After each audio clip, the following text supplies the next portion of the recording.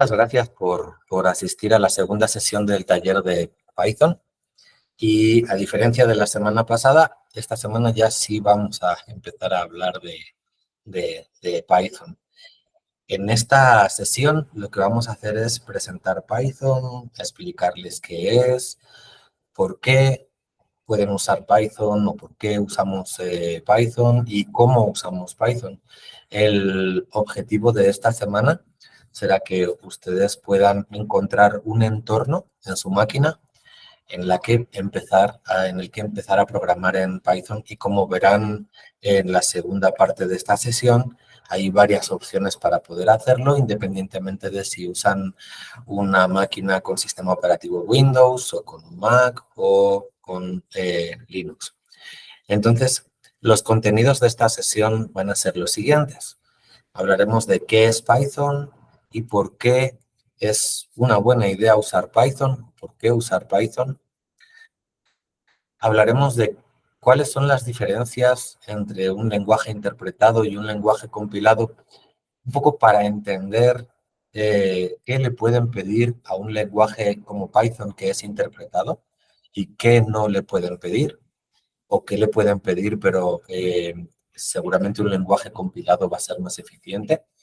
Hablaremos también de qué versiones de Python pueden encontrar, porque si ustedes ya empezaron a programar en Python, se habrán dado cuenta de que Python es un lenguaje vivo que se va corrigiendo, implementando nuevas funcionalidades, y cada cierto tiempo liberan una versión o determinan que versiones anteriores quedan sin soporte y quedan ya caducas.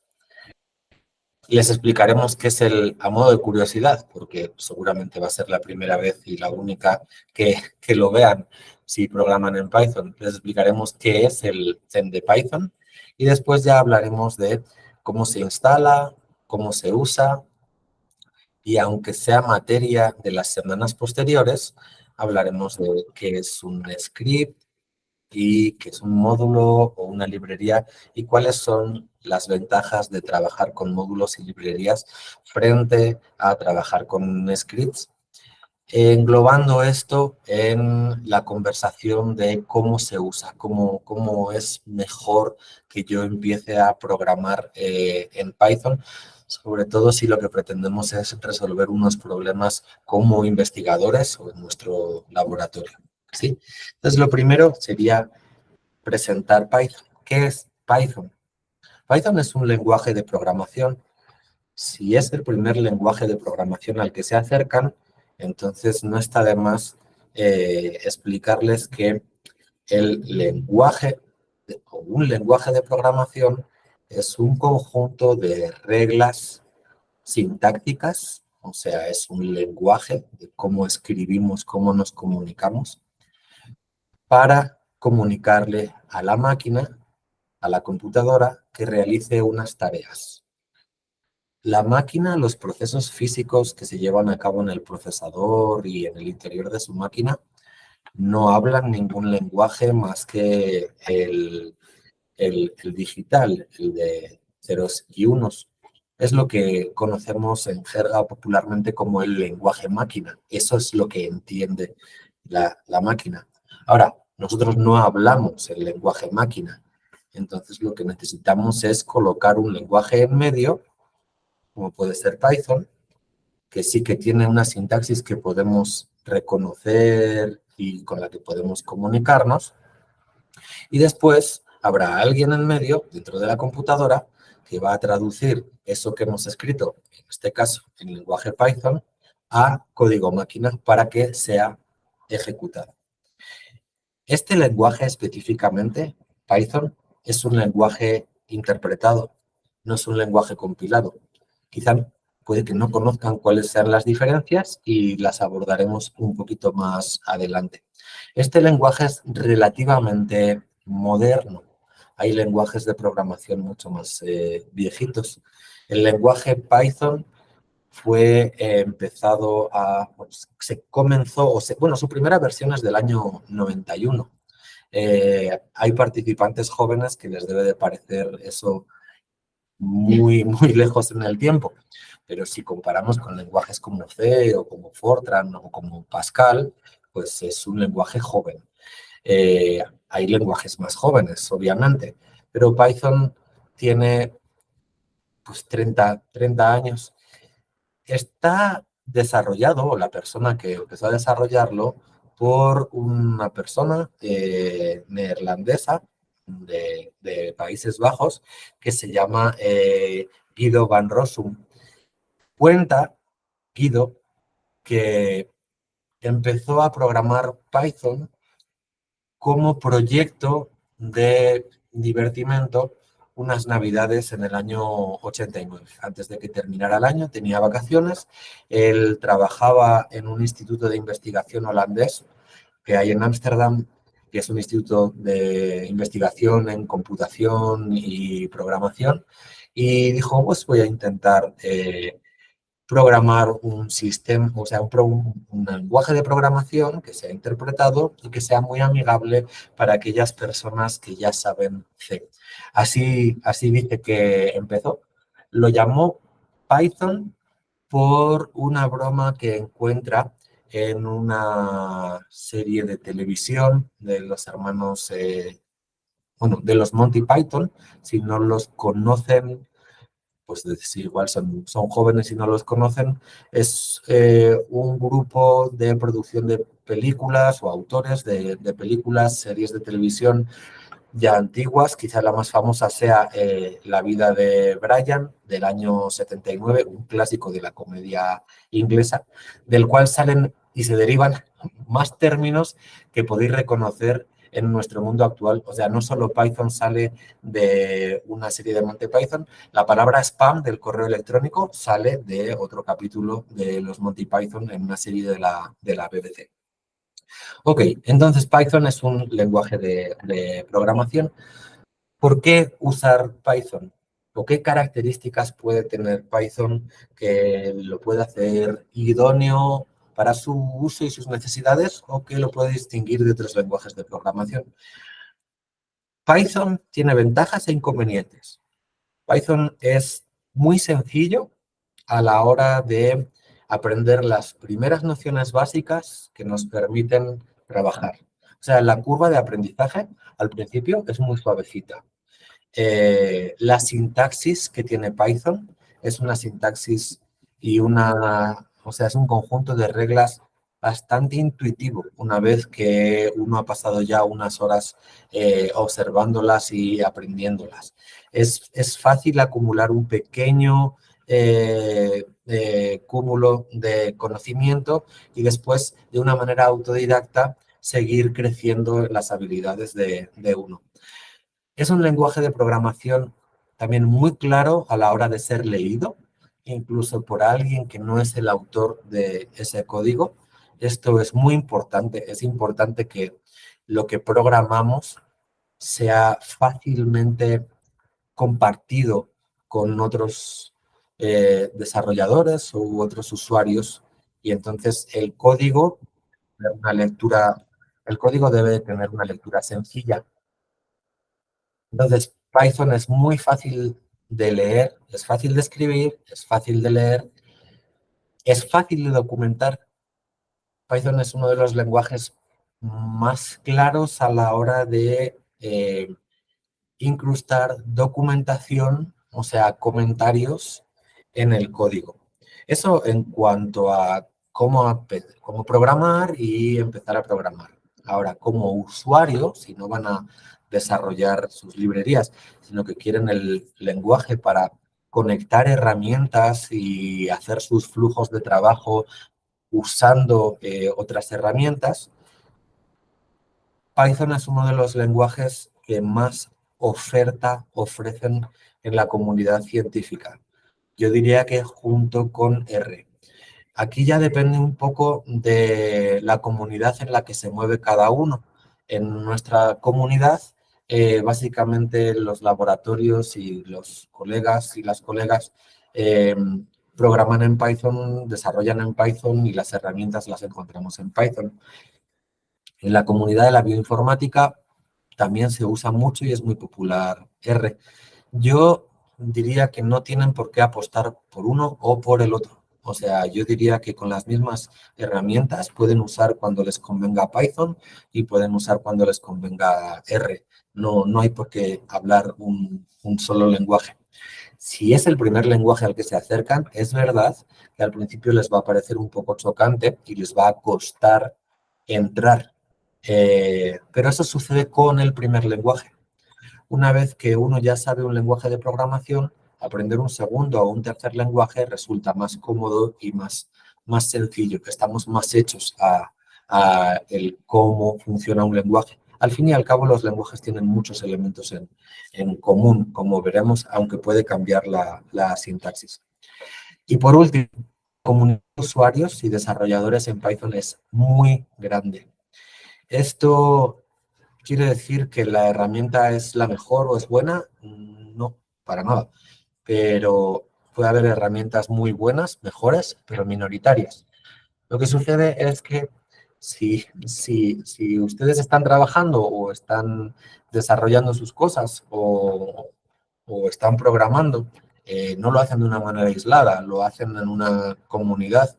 Entonces, es importante que haya muchos usuarios, muchos desarrolladores que documentan las cosas, que participan comunicando dudas y soluciones y que desarrollan herramientas, porque hoy en día ya programar se ha convertido no solamente en programar de cero, con, como veremos, las reglas básicas y elementales, sino que ya cuestiones, da un poco de, quita un poco de coraje para los investigadores que hacemos trabajo de cómputo como Liliana y yo, el saber que hace 15 años nos tardábamos 3 semanas en hacer algo y programar algo que ahora un estudiante que empieza tarda 10 minutos en resolver.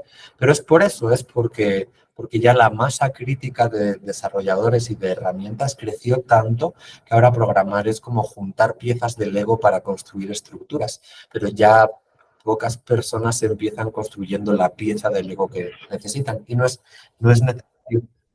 Entonces, ¿cuál es la diferencia entre un lenguaje interpretado y un lenguaje compilado?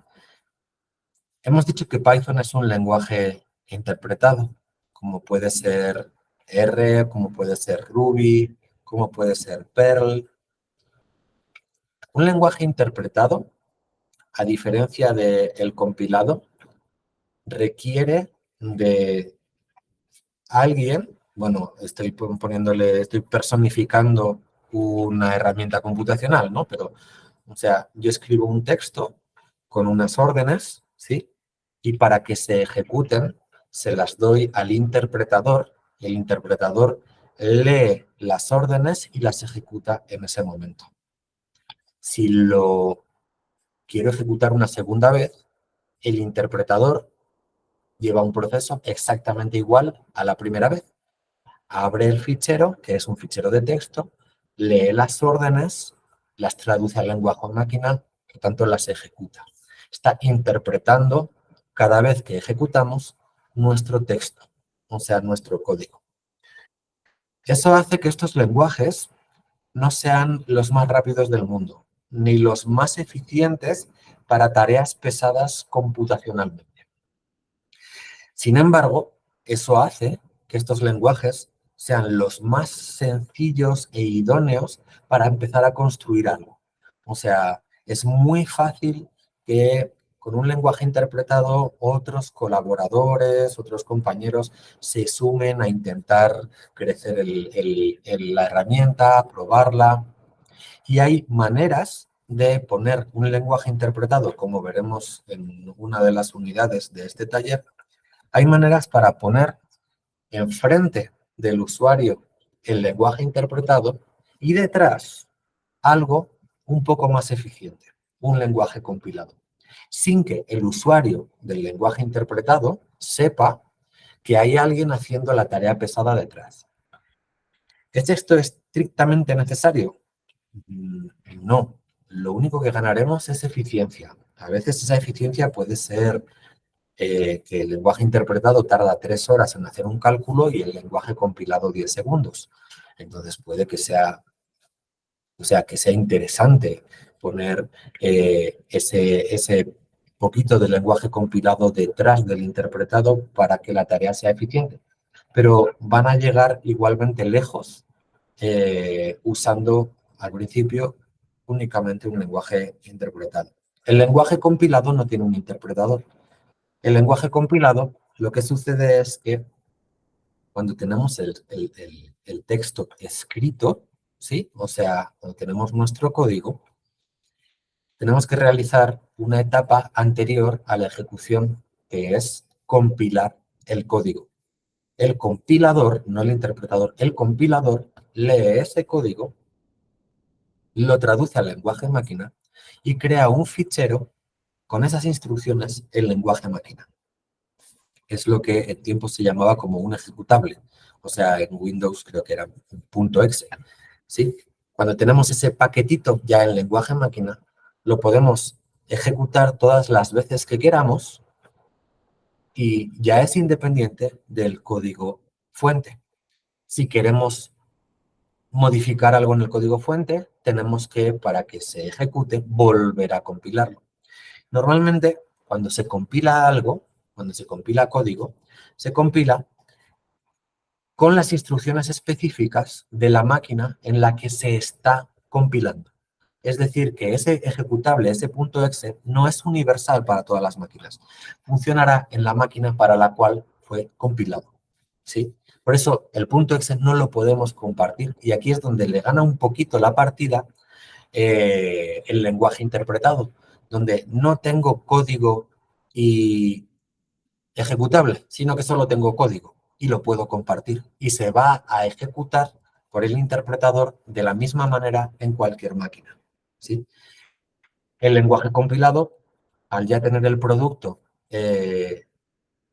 con instrucciones del lenguaje máquina y además instrucciones adaptadas a la infraestructura, a los componentes de la máquina, es mucho más rápido y puede ser más adecuado para tareas pesadas. Ahora mismo, si debo de decirles cuál es el panorama, yo creo que el 80% de los desarrolladores y usuarios e investigadores hacen uso de un lenguaje interpretado, como puede ser Python o R, y puedes realizar perfectamente todas las tareas y necesidades que tienes sin necesidad de saber programar en un lenguaje compilado. Lo que no saben esos usuarios es que esas herramientas que están usando con el lenguaje interpretado tienen detrás partes compiladas, ¿sí? Y por eso es eficiente. Ok. Dicho esto, vamos a hablar más de Python. ¿Qué sucede con las versiones de Python? ¿Cuántas versiones de Python? ¿Qué es lo que podemos encontrar? Antes de eso, déjenme mostrarles algo para, si no están convencidos, ayudarles a convencerse sobre si Python es una buena apuesta o no a la hora de empezar a programar con la idea de usarlo en un laboratorio, ¿no? O para propósitos de investigación. Hay varias empresas o varias también blogs de informática o de computación que intentan hacer auditorías en la red para ver cuáles son los lenguajes más comunes, más populares. En este caso, esta encuesta está realizada, perdón, esta encuesta está realizada por un foro que se llama Stack Overflow, donde encontrarán mucha documentación para aprender a programar y resolver dudas.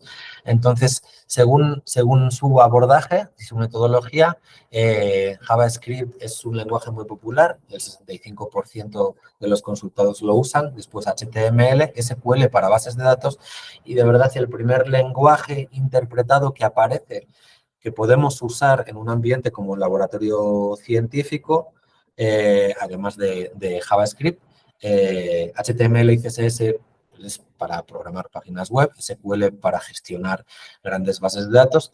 El siguiente sería Python, el 48%. Aquí igual más abajo encuentran lenguajes compilados como C++, C, Rust, por ejemplo, que ahora mismo es muy popular, y otros lenguajes que habrán oído, de los que habrán oído hablar, que son interpretados como, por ejemplo, Ruby. R aparece un poquito, bueno, un poco más abajo, ¿sí? Es R quizás excesivamente, bueno, o parece muy específico, sobre todo para la comunidad de bioinformáticos. Otra empresa, otro ranking que se publica, este quizás el más popular, ¿sí? Y que es en tiempo real. Este es sobre cuál es el lenguaje de programación más popular o más usado, ¿sí? Y esta encuesta o estos datos son de mayo del 2023, o sea, son perfectamente actuales. Según su metodología, el lenguaje que está posicionado y que más ha crecido es el de Python, seguido de C, que es un lenguaje compilado. Más adelante verán que pueden usar C dentro de su código de Python de la manera más natural del mundo, porque hay un motivo obvio que descubrirán en las preguntas de la semana. Y después más C y otros lenguajes interpretados más abajo, por ejemplo R, MATLAB, Ruby, o lenguajes compilados tradicionales, pero ya quizá un poquito más antiguos como Fortran. Y así pueden encontrar otros datos. GitHub hace un análisis sobre todos los repositorios que hay. A final del año 22, o sea, hace solamente unos meses, en base al código de sus repositorios, concluyen que Python es el lenguaje de programación que más está creciendo. Si bien JavaScript puede ser el número uno, Python en el 2018 en sus repositorios pasó de ser el tercero a ser el segundo. Ok, entonces, si, o sea, esto puede ser un motivo suficiente, como digo, esto no evalúa la eficiencia de Python, esto solo evalúa la popularidad, pero cuán usada es la herramienta en nuestra comunidad es un argumento que debemos de tener en cuenta. Aquí, al contrario de la sociedad o de lo que mucha gente cree en la sociedad, ser mainstream es muy útil, es muy conveniente. Ser alternativo se paga un poquito caro. Entonces es buena idea usar Python, hay una gran comunidad. ¿Cómo funcionan las versiones? Las versiones funcionan de la siguiente manera. Eh, las versiones están numeradas con 2 dígitos y en medio hay un punto. Como ven, por ejemplo, en esta 3.10, el primer dígito indica cambios muy importantes en la sintaxis del lenguaje.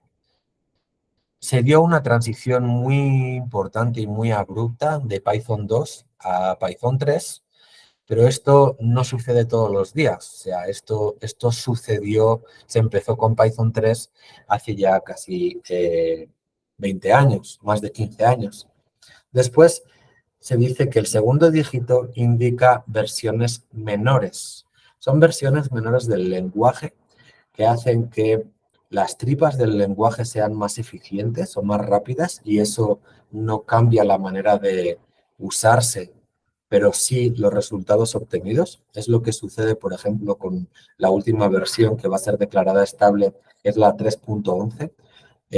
No la hemos probado todavía, pero eh, se dice en los foros y en los blogs que es un 60% más rápida que las anteriores, que las predecesoras, con lo cual quizá el problema de la velocidad de Python pueda ir subsanándose en las versiones siguientes, en las versiones futuras.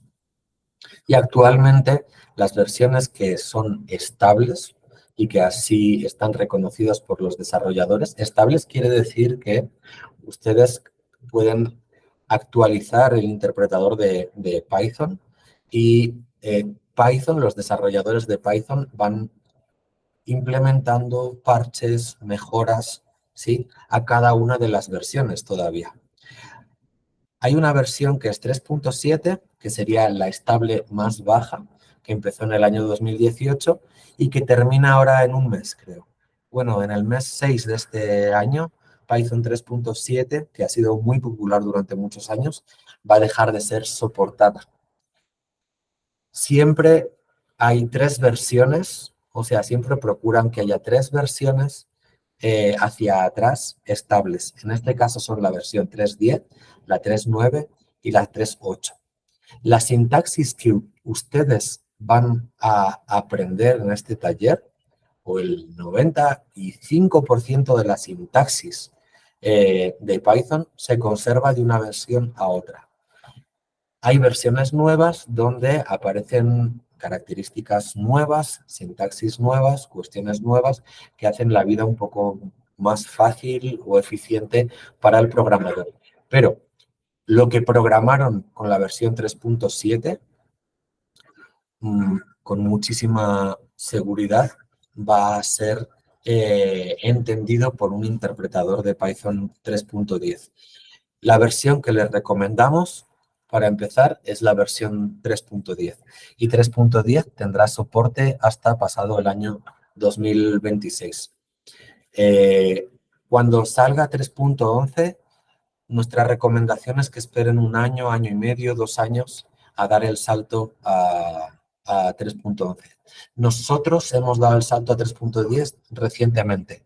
Hemos esperado casi año y medio para asegurarnos de que efectivamente es perfectamente estable. Ok, eso en cuanto a las versiones de Python. Ahora un poco como broma de Python, pero no tanto. Nos gustaría compartir con ustedes lo que los desarrolladores de Python llamaron el Zen de Python. El Zen de Python es un texto que es el conjunto de reglas que los desarrolladores originales de Python quieren comunicar a los desarrolladores nuevos para que adquieran un buen estilo de programación. ¿Y dónde lo podemos encontrar?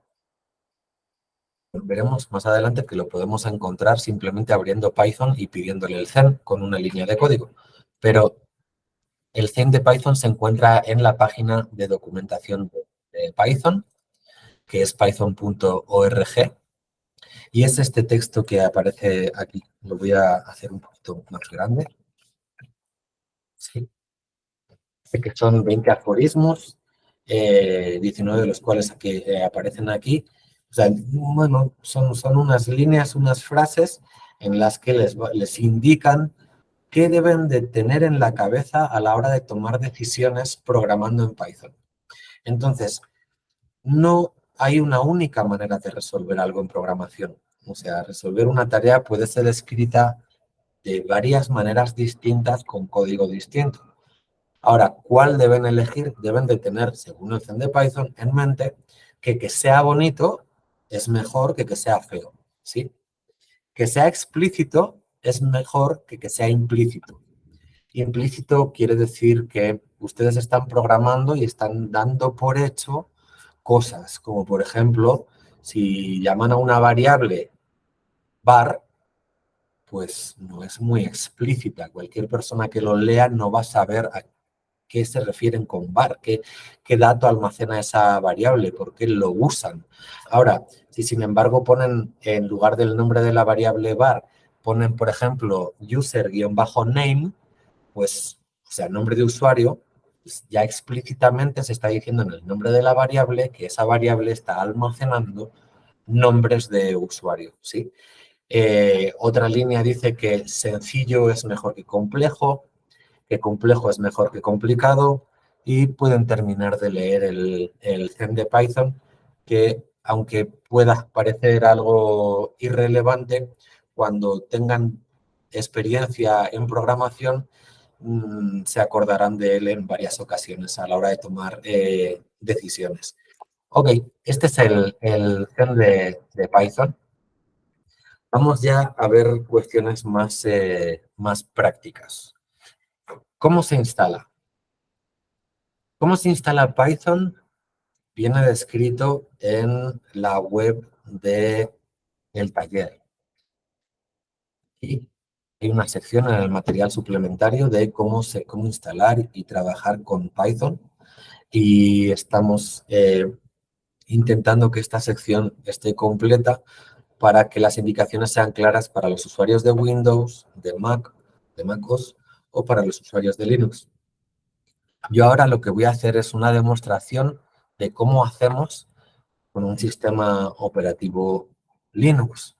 Entonces, las personas que usan Mac van a encontrar elementos muy parecidos y las personas que usan Windows pueden atreverse a instalar un Linux o a probar con Linux o podrán encontrar las indicaciones para trabajar. El primer paso para instalar Python, muy recomendable, es crear un entorno o un ambiente de trabajo con Conda.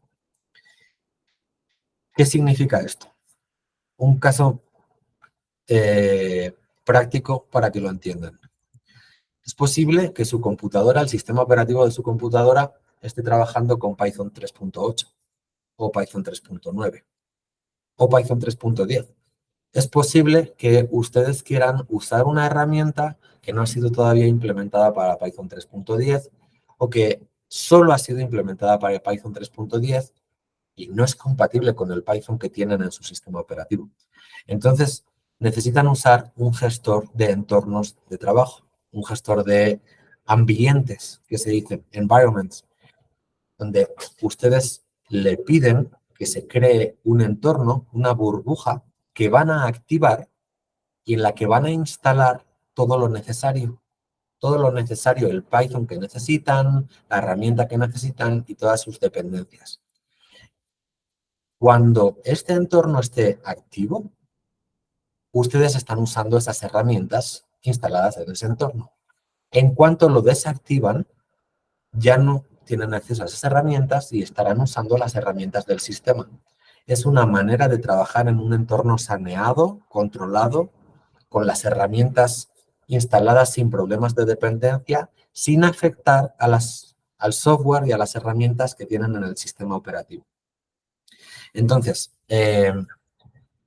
vamos a hacer un ejemplo muy sencillo para que vean, si no lo han hecho nunca, le pierdan el miedo.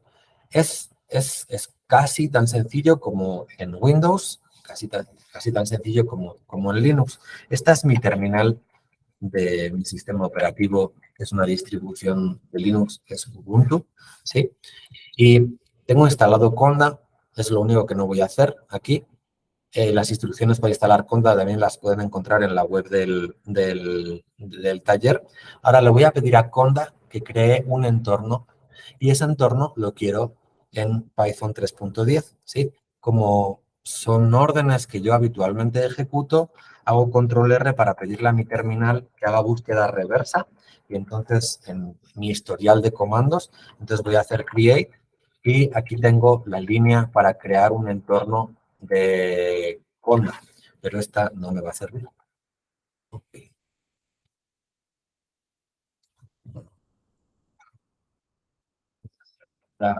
Create-n. Vamos a llamar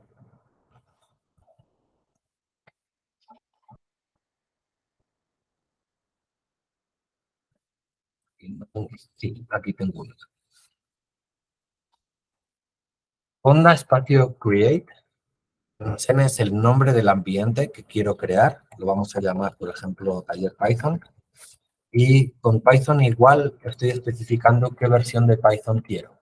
¿Sí? Voy a ejecutar el comando para que vaya corriendo. Y mientras tanto, van a ver que seguramente yo en mi máquina, en mi sistema operativo, no tengo Python 3.10, ¿sí? Si abro Python y le digo, por ejemplo, Python versión, me dice que la versión de Python que tiene mi sistema operativo es la 3.9. Para trabajar con Python 3.10 vamos a crear nuestro entorno y ahora lo activaremos. Aquellos que estéis empezando a trabajar con Conda, veréis que ahora está instalando las dependencias necesarias para el entorno. Veis que Conda es un buen gestor de ambientes, paquetes y canales de distribución de herramientas, pero quizá no es la herramienta más rápida para descargar paquetes. Conda es muy cuidadoso a la hora de ver cuáles son los paquetes y sus versiones adecuadas para respetar todo el ecosistema de dependencias en el entorno. Eso lo hace un poquito más lento. Hay una alternativa que es una herramienta que se llama Mamba. Mamba la podemos instalar dentro de Conda y es más rápida a la hora de crear, de descargar las herramientas. Ok, ya está creado el entorno. Ahora vamos a activarlo. Conda Activate Taller Python. Hago clear para que vean arriba mi línea de mi prompt. Entonces tengo el entorno, la burbuja activada, taller Python, y le dije que fuera de Python 3.10. Esto quiere decir que si yo ahora hago Python versión, ahora es la 3.10, la del sistema era la 3.9. ¿Cómo regreso a la del sistema? Desactivando el entorno. ¿Sí? Ahora, si le digo Python versión, es la 3.9. Entonces, les explico esto para que de verdad tengan en cuenta el trabajar con entornos, y Conda, que es de la empresa Anaconda, pero no es, o sea, es software libre y además es gratuito. Es un muy buen gestor de entornos para trabajar en Python. También sirve para trabajar en otros lenguajes, como por ejemplo R. Ok, ya tenemos el entorno activado. Tenemos Python. Entonces, la primera manera, esta ha sido la manera de instalar Python. O sea, crear un entorno con Conda y decirle que lo quieres de Python 3.10. Ahora, ¿cómo se usa Python? Hay muchas maneras de usar Python y vamos a hacer un recorrido por ellas de manera casi cronológica, histórica. ¿Sí? La primera manera sería usarlo desde la terminal. Hay dos formas de usar Python desde la terminal. La primera es simplemente abrir el interpretador, ¿sí? Pongo el nombre del interpretador, Python, le doy al Enter y se abre otro prompt, o sea, otra línea de comandos, esta vez dentro de Python. O sea, ahora está Python escuchando. Si yo le doy comandos de la terminal de Linux, no las va a entender. O sea, ya no está el bash escuchando. Ahora quien está escuchando es Python. Entonces yo aquí podría escribir con sintaxis de Python y le ponemos, por ejemplo, hola mundo,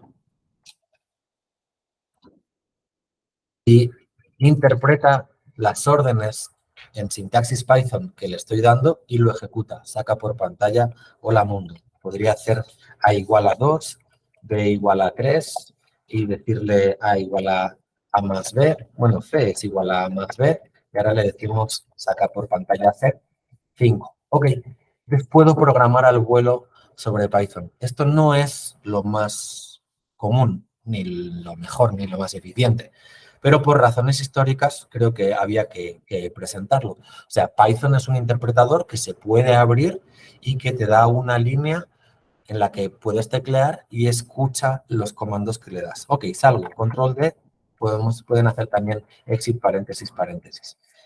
Segunda manera de interaccionar con el interpretador de Python.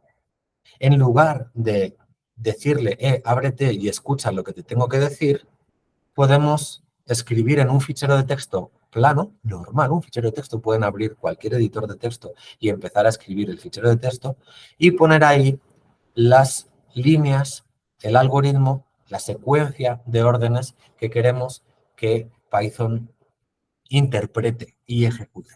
Entonces voy a abrir mi editor de textos y voy a abrir un texto que se llama, lo vamos a llamar hola. ¿Sí? Todos los ficheros de texto en Linux son iguales en Linux. En Windows sí. Quizá tiene más sentido lo que va detrás del punto. Aquí básicamente ponemos en un fichero un punto para separar el nombre del sufijo y el sufijo nos va a indicar, pero nos va a indicar a nosotros, al usuario, de qué naturaleza es el fichero. Le pongo PY para indicar que el fichero va a contener órdenes de Python, pero eso es una cosa para el usuario, para mí, a la computadora le da igual. Entonces vamos a poner aquí en el fichero print hola mundo. Ok, voy a guardar el fichero y voy a salir de mi editor, ya tengo el fichero de texto. Hola mundo. Esta opción es muy conveniente porque yo puedo trabajar en una secuencia de órdenes y cuando me voy y regreso mañana las tengo guardadas en un fichero y puedo puedo continuar escribiendo o modificándolas o las puedo compartir. A este fichero de texto lo llamamos script. Y esto es un script de Python. Otros ficheros de texto escritos en otros lenguajes serán ficheros de otros, o sea, scripts de otros lenguajes. Y las pautas que debo de seguir para escribir un fichero con una secuencia de órdenes de un lenguaje, lo llamamos scripting o pues hacer scripts, ¿sí? Entonces, hemos hecho nuestro primer script en Python. Ahora, ¿cómo le decimos al interpretador que lo ejecute? ¿Cómo se lo damos a leer para que lo lea y lo ejecute? Entonces es muy sencillo. La manera más sencilla es decir Python, espacio, darle el fichero y presionar el Enter. Y lo ejecuta. Podemos hacer scripts que nos pidan por línea de comandos información, que lean ficheros, que hagan cálculos matemáticos, pero será un script si son órdenes almacenadas en un fichero de texto, y es un fichero de texto plano. Ok, esta era la segunda manera de interaccionar con Python, y quizá la manera más popular hasta no hace mucho, hasta hace, bueno, si hablamos de popular, igual hasta hace 5 años. Así trabajábamos y hacíamos ciencia hace más de 10 años. Ok, vamos a ver la siguiente manera de trabajar. La siguiente manera de trabajar es usar IPython. Python era muy poco amable a la hora de programar, porque en realidad o guardábamos todo en un fichero de texto y escribíamos y no sabíamos si lo que estábamos escribiendo estaba bien o mal, o abríamos el interpretador de Python y entonces escribíamos las órdenes para ver si estaban bien o mal y si sí funcionaban, pero no las estábamos guardando. Entonces surgió IPython, que es el Python interactivo. Es un Python que ya guarda el historial de las órdenes ejecutadas anteriormente, tiene capacidad incluso para desordenar temporalmente las órdenes, puede representar gráficas, que antes Python eso no lo podía hacer, o sea, se abren ventanas, como veremos, y sobre todo me ayuda en la sintaxis porque incluso cuando empiezo a escribir una palabra, me la completa o me ofrece alternativas. Ok, vamos a ver cómo funciona IPython. Creo que IPython no lo tenemos instalado ahora mismo en el entorno. ¿Cómo sé que hay instalado en mi burbuja? Hago conda-list y solo tengo estos paquetes, no está IPython, ¿sí? Para los que estáis empezando a usar Linux, yo podría redirigir la salida de conda-list con la línea vertical, que es el pipe, usar grep y decir IPython. Y voy a filtrar el texto para ver si hay alguna línea donde aparece IPython. No hay ninguna. Ok. Vamos a instalar en mi burbuja una herramienta, en este caso IPython. Como para invitarlos y que vean la diferencia, como Conda es un poquito lento instalando paquetes, primero vamos a instalar en mi burbuja, en mi entorno, Mamba. Una vez que hayamos instalado Mamba, los paquetes nuevos en mi entorno los instalaré con Mamba porque es más rápido, más ligero. Puede que tarde un poquito en instalar Mamba. Cuando digo un poquito, me refiero a medio minuto, ¿sí? Hay otras iniciativas para mantener entornos estables, como puede ser pip o pipenv, y hay otras iniciativas para instalar paquetes. El mismo pip también. Pip puede ser muy buena idea si son ustedes desarrolladores. Conda es la mejor idea si son ustedes usuarios. Y dentro de Conda, si usan Mamba, les va a facilitar la vida para instalar otras herramientas de Python. Ahora, ¿cómo se usa? Normal, Mamba, install, o sea, igual antes era conda install, ahora es Mamba install. Mamba install y vamos a instalar de una vez IPython. Vamos a instalar JupyterLab, que lo usaremos después. Y vamos a instalar Matplotlib, que es una librería de Python para hacer representaciones gráficas. Un poco para mostrarles que efectivamente IPython ya dispara, representa ventanas con gráficas, cosa que el Python original no hacía. Tanto Conda como Mamba lo primero que hace es comunicarse con unos canales, unos repositorios, ¿sí?, de paquetes, de herramientas en Python y le pregunta, oye, ¿tú qué tienes? Dame la lista de paquetes de herramientas que tú tienes, porque me están pidiendo que instale unas. Entonces mira a ver dónde está la herramienta que necesitamos, que queremos, quién la distribuye gratuitamente, mira a ver las dependencias, todos estos paquetes se van a instalar cuando en realidad yo quería solamente 3, pero estos son dependencias, ¿sí? Aquí está IPython. Esta es la versión 8.13.2 y la va a instalar del canal de Conda, Conda Forge.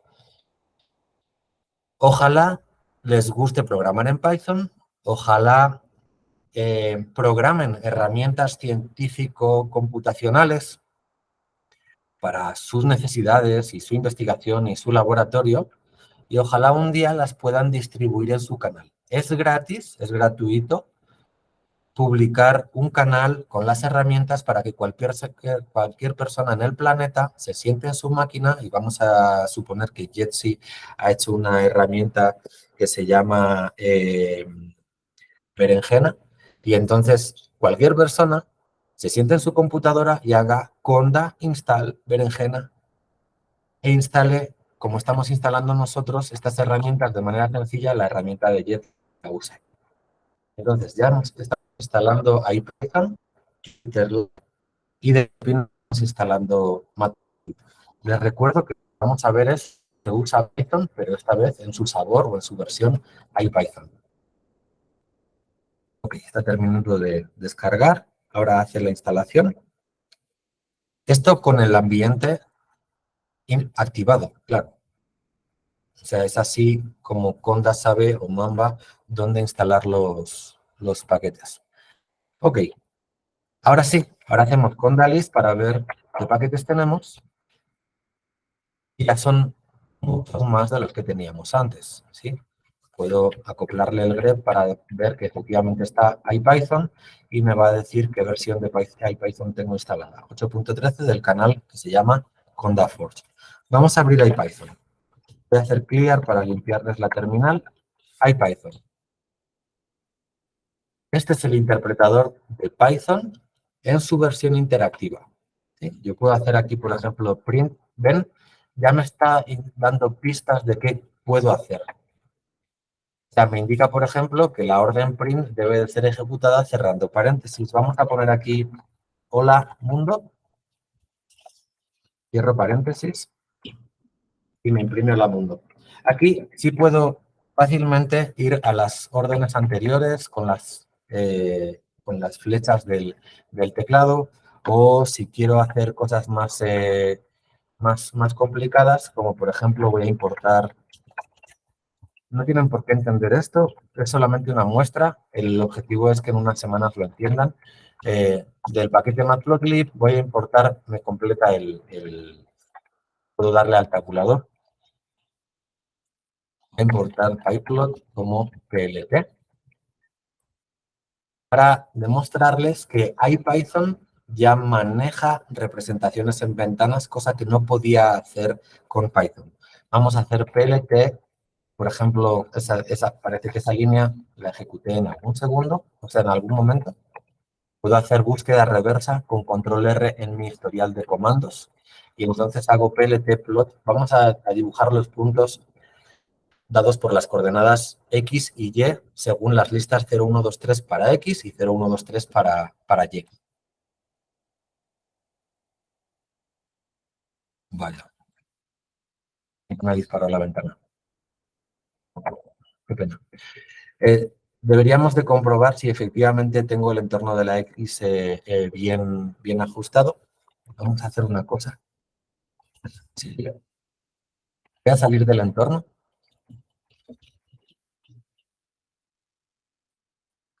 Vamos a probar lo mismo con el IPython el 3.9 que hay en el sistema, esperando que aquí sí funcione. Oh, no está el matplotlib. Ok, se la debo para la siguiente sesión. Les enseñaré cómo si sale el entorno. De todas formas, no van a trabajar así. O sea, estamos haciendo un recorrido histórico. Volvemos a nuestro entorno taller Python, porque como seguramente van a trabajar es con Jupyter. Jupyter es una iniciativa también de código libre, gratuita, etcétera, que no tiene muchos años. O sea, en realidad, Jupyter se basa en IPython, pero el argumento principal que van a encontrar que defiende el uso de Jupyter es que no tienen por qué saber usar la terminal. Jupyter usa el navegador que usan para páginas web, y hace uso no de una terminal que escucha en directo los comandos que vamos introduciendo, tampoco de un fichero de texto plano, hace uso de un formato que inventó IPython, que era la libreta, el notebook. Pero en el sabor de Jupyter, aunque se basan en los notebooks de IPython, lo conocemos como Jupyter Notebook. ¿Qué es un notebook? Sí les pido que me pongan atención a estos 3 minutos porque un notebook es una cosa fantástica. Un notebook es un fichero que ha venido a revolucionar desde hace quizá 5 años, 6 años, 7 a lo sumo, la manera en la que trabajamos y hacemos ciencia con la computadora. Como han visto, antes programábamos scripts y a lo sumo en esos scripts poníamos comentarios y documentábamos el script, ¿sí? Pero o leías el script, o leías la fuente, o lo ejecutabas y atendías a la salida. Esto nos ponía en desventaja como oficio frente a la investigación en un laboratorio experimental. En el laboratorio experimental es cierto que usan aparatos independientes a donde se lleva la narrativa de lo que se hace, ¿no? Pero el formato de cómo llevo la narrativa de lo que se hace está bien estandarizado y lo conocemos como el cuaderno de bitácora. Y ahí el personal, la persona que está trabajando en el laboratorio está registrando, está registrando qué es lo que se ha hecho, qué es lo que se hace, qué es lo que se ha hecho. Está registrando qué es lo que se hace, qué es lo que se ha hecho y cuál ha sido también el resultado. O sea, ahí se pone cuáles eran las condiciones, qué reactivos se usaron, cómo se usó el equipo y seguramente la gráfica que da como resultado el equipo se va a imprimir, se va a recortar y se va a adjuntar en el cuaderno de bitácora. Esto no podíamos hacerlo nosotros. Antes las reuniones que teníamos con nuestros jefes siendo estudiantes de doctorado, por ejemplo, pues no le ibas a ir con todos los números, no le ibas a ir con el código, no ibas a compartir tus cosas de esa manera. Lo que hacías era, si acaso, pues producir unas gráficas y explicar, y en la reunión nadie te pedía el código, nadie veía exactamente qué es lo que hiciste, cuál era la receta precisa. ¿Por qué? Porque no teníamos formato para compartir esto. Después de ahí Python, sale Jupyter y aprovecha la idea de notebook. Un notebook es un fichero en el que podemos mezclar, como veremos a continuación, texto, código y el resultado de ejecutar el código. O sea, es una libreta, es un cuaderno de bitácora para el experimento computacional que es perfecto para nuestra tarea. O sea, podemos explicar con texto qué es lo que hacemos, podemos poner el código para que el lector vea qué código, qué órdenes estamos ejecutando y se puede ver la salida para ver, se puede mostrar la salida para ver el resultado del experimento computacional. Esto que es un notebook y que es básicamente como trabajamos, si no estamos programando, como veremos en adelante módulos o librerías, esto se ha convertido en la herramienta del día a día de un laboratorio computacional y es como los invitamos o es el soporte que les proponemos para que usen a lo largo del taller si es que no se especifica lo contrario. Ok, ¿cómo se usa? Lo hemos instalado anteriormente, simplemente con la install Jupyter o Mama install Jupyter. Y ahora con el navegador activo, abierto, voy a abrir Jupyter Lab.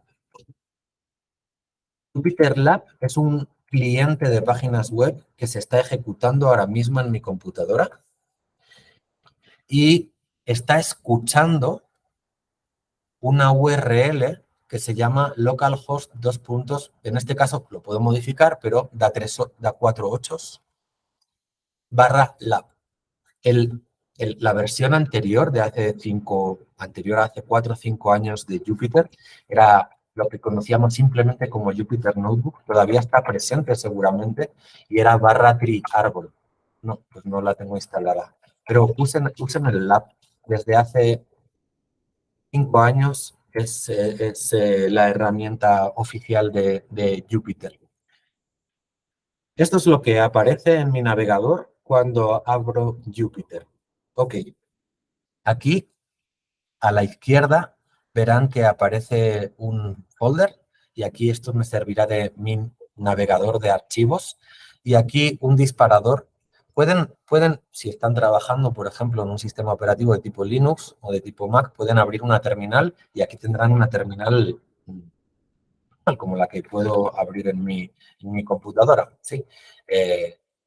Pueden abrir otro tipo de ficheros de texto o ficheros Markdown y visualizarlos correctamente, pero lo que quiero que hagan es que abran un notebook de tipo Python 3. Será Python 3.10 porque es el que hemos puesto en nuestro entorno. Voy a hacer esta pantalla un poco más grande, minimizando esta sección. Esto cambia la manera de trabajar. Ya no hay alguien escuchando solamente órdenes de Python. Ya no estoy editando un fichero en frío en un editor de texto. Ahora lo que tengo es una pantalla donde tengo celdas. Voy a crear más celdas para que las vean. Ok. Estas celdas pueden contener o código en Python. Bueno, también hay soporte de Jupyter para trabajar con otros lenguajes como R, por ejemplo, o Ruby, o Perl, o creo que otros lenguajes, incluso compilados. En este caso, estas celdas están esperando código en Python. Aquí ven que pone código. No es lo único que puede interpretar una celda.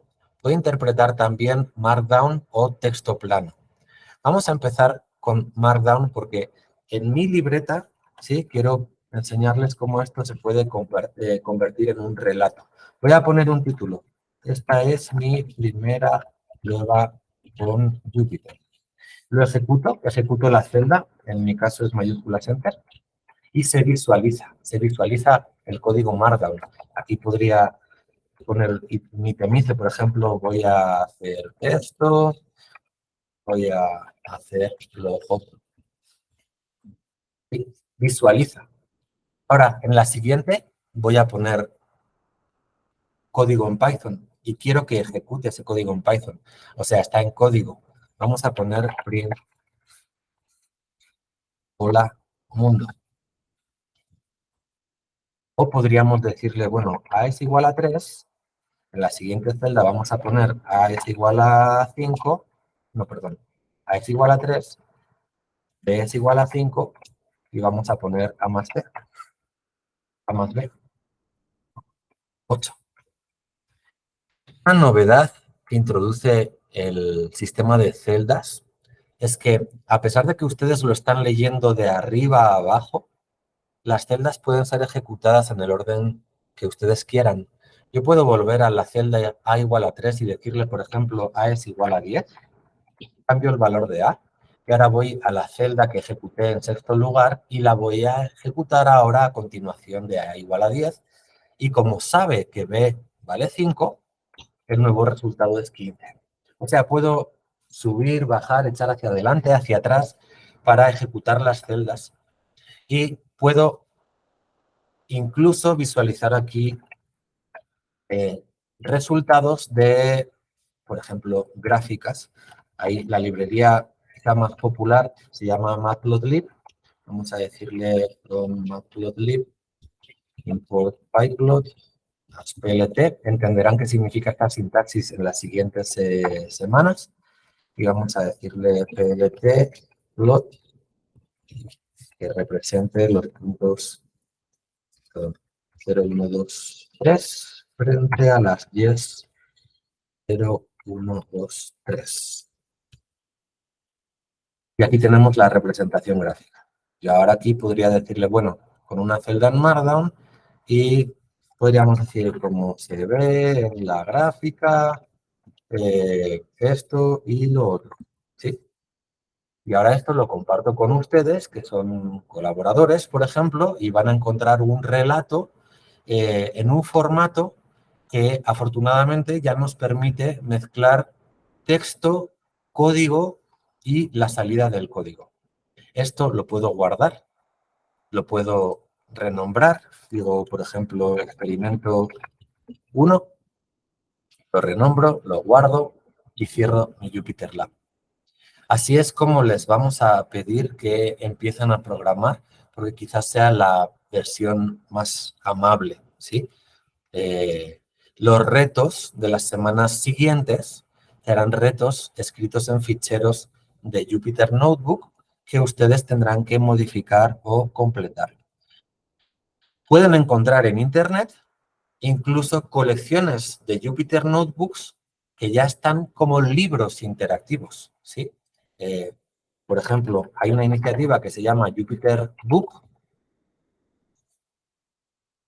y ejecutables, y podemos encontrar seguramente incluso ejemplos de libros interactivos escritos en Jupyter Notebook, como secuencia de Jupyter Notebook.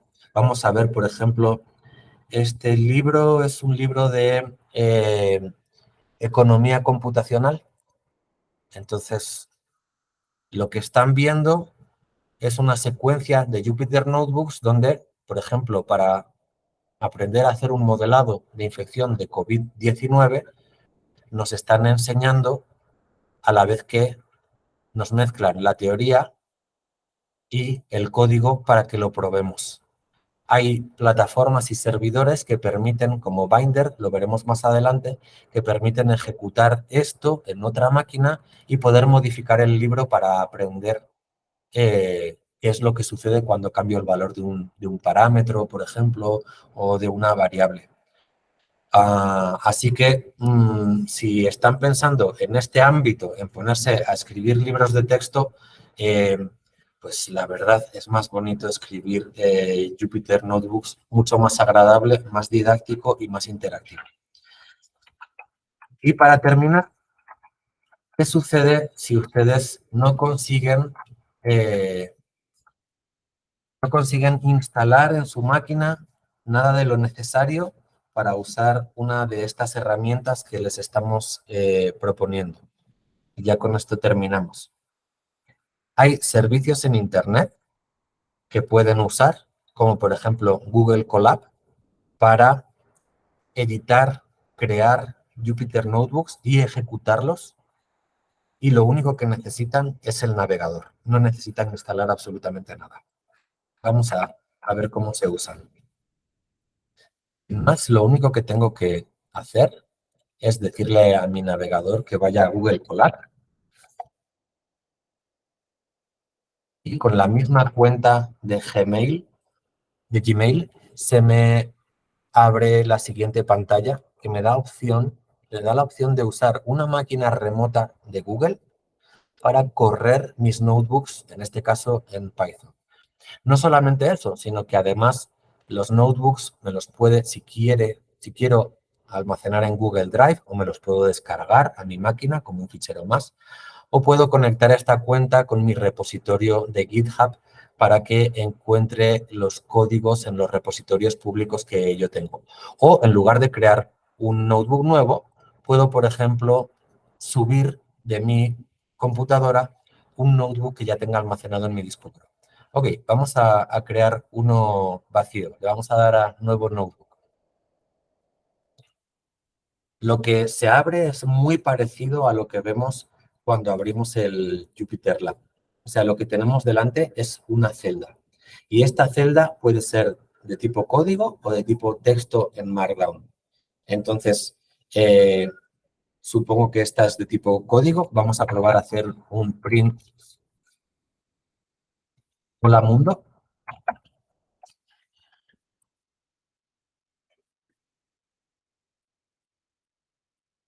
Y se está ejecutando remotamente en otra máquina y me da la salida. Aquí tengo un poco de gráficas de cómo, o sea, cuál es el consumo de RAM que estoy haciendo. Tengo 12 gigas de RAM, tengo 107 gigabytes en el disco duro remoto. Hay una versión de pago que te permite, el Google Colab Pro, que te permite hacer uso de, por ejemplo, abrir una terminal en Linux, en la máquina remota. Y aquí actuamos exactamente igual. Esta sería una celda de Markdown. Darle aquí una subsección que vamos a llamar hola. No, pues debería. Ay, es que les estaba dando perdón, esta es la de texto. Vamos a poner en Markdown una subsección que diga hola. Se visualiza igual que en el de Jupyter. Entonces podemos mezclar celdas en Markdown y en Python. Esta es la manera, el modo más amable en el que ustedes pueden comenzar a seguir el taller si no modifican nada en su computadora, si no tienen Python y si no consiguieron instalar ninguna de las herramientas propuestas. Pueden perfectamente ahora descargar el fichero localmente, le dan a Download y se descarga el notebook en la computadora y lo pueden ubicar en el repositorio, subir a GitHub a través de la página web o a través del comando de Git o de GH, lo que estimen oportuno.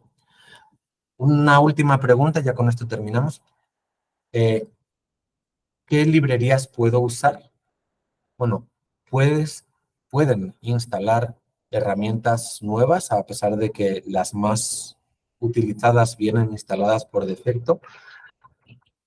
En Jupyter, si ponen una exclamación, lo que viene a continuación ya son órdenes de bash, no es Python. Entonces, yo le puedo decir, por ejemplo, pip install e instalar un paquete.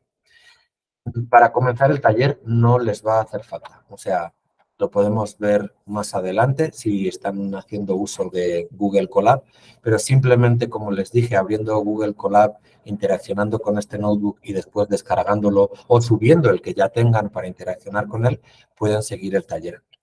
Y con esto terminamos. Bueno, el script de Python ya vimos lo que era. Con esto vamos a terminar lo que es el contenido de esta semana. Empezaríamos la semana que viene discutiendo qué es un módulo, qué es la programación modular y qué es una librería. Pero no nos queremos ir sin compartirles cuáles serán las tareas de esta semana.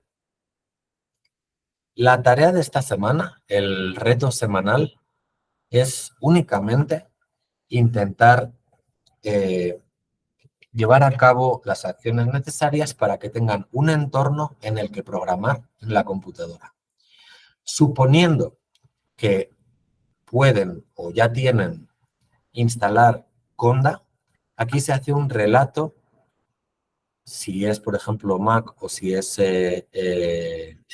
Linux, de cómo instalar Conda, cómo crear un entorno, cómo abrir Python, cómo abrir IPython, cómo instalar JupyterLab, cómo disparar JupyterLab y cómo empezar a programar en JupyterLab. Este relato es un breve resumen, muy breve, de las instrucciones que pueden encontrar aquí en cómo instalar y trabajar con Python, o que pueden encontrar o encontrarán aquí en las secciones de cómo instalar Conda, Notebook, Jupyter. Aquí también encontrarán instrucciones si su sistema operativo, por ejemplo, es Windows. Por último, aunque hayan hecho lo anterior, no está de más darle una probadita a Google Colab, abrir Google Colab y empezar a usarlo. En el caso en el que ustedes tengan problemas para llevar a cabo la instalación de estas herramientas y hacer las cosas de manera local, no se preocupen. Se ponen en contacto con nosotros les ayudamos, les echamos una mano. Eso sí, no deben de tener ningún problema en abrir Google Colab para que la semana que viene empecemos ya a aprender a programar en Python y empecemos ya a ver la sintaxis. Después hay unas preguntas de la semana que son preguntas que acompañan un poco los contenidos que aquí hemos dado para que ganen cultura general sobre los temas que hemos estado exponiendo.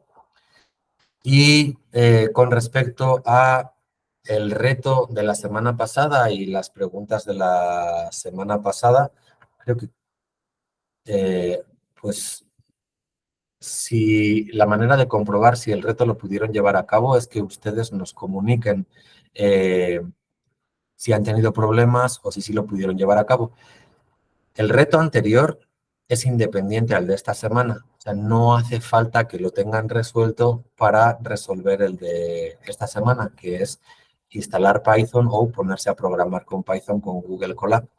Y las preguntas, como nos estamos quedando un poco sin tiempo, yo creo que las revisaremos junto con las preguntas de la semana 2 la semana que viene. Entonces, mejor los últimos 10 minutos que quedan, aprovechemos para escuchar si ustedes tienen alguna duda, alguna sugerencia, alguna pregunta, y para que puedan comunicarse de manera más cómoda.